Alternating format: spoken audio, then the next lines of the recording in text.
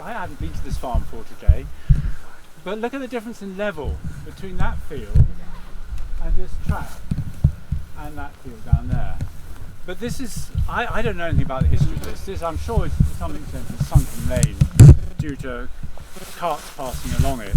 But actually the effect you have here of a hedge which is contouring, at least I think it's contouring the field, and the fact that you've got a higher on that side than this side is something that is very common, that terracing effect.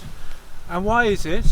Of course it's because the hedge, and banks are particularly effective at this, have trapped the soil. So that soil is moving down the slope, particularly every time the field is cultivated, and is being trapped behind the hedge.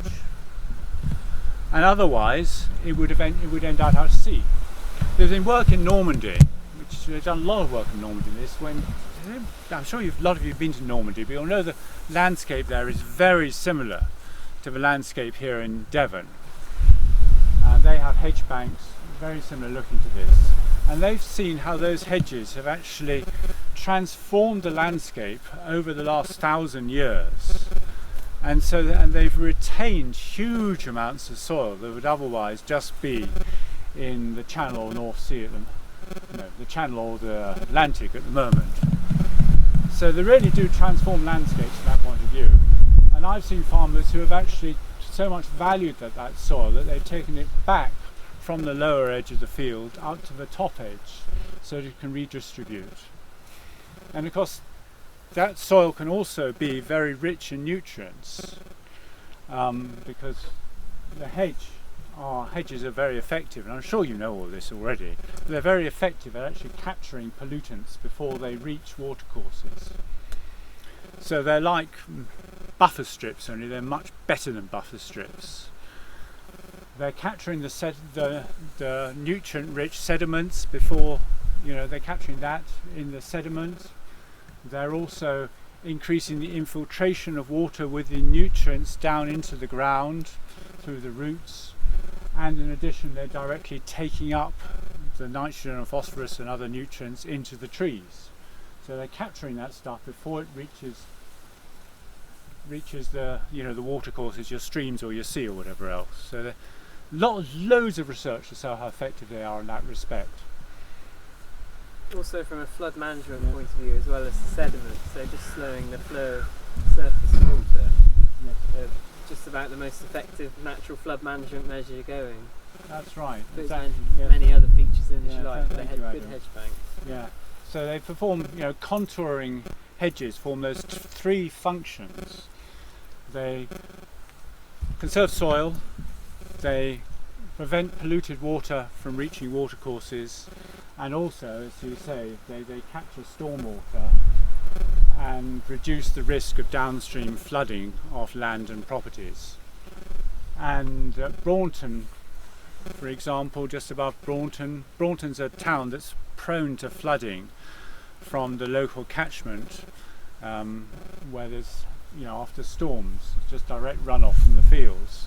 And there the Environment Agency are working with farmers to actually put in new hedges contouring the fields precisely to capture that water to reduce the risk to the town. Is there much difference between species, or it's having that root biomass? And I don't think so. Clearly the faster growing species will take up more stuff quickly. Yeah. But really as such anything, it is a biotic physical barrier which is stopping things going. Alright. Did anybody while we're standing still at the moment want to talk about wildlife of hedges at all? That's another function, isn't it? And of course it's a way in which farmers receive a lot of money because of the wildlife value. So a lot of, one of the easiest ways over the last decade or more of getting money through agri-environment schemes is through entering hedges into them. It's a quick win for many farmers. Sort of on that point, and I may need Devon to tell me that I'm wrong first, but the countryside stewardship, I've been told that if you've got brambles in your hedgerows, they want you to pull your brambles out because it impedes on.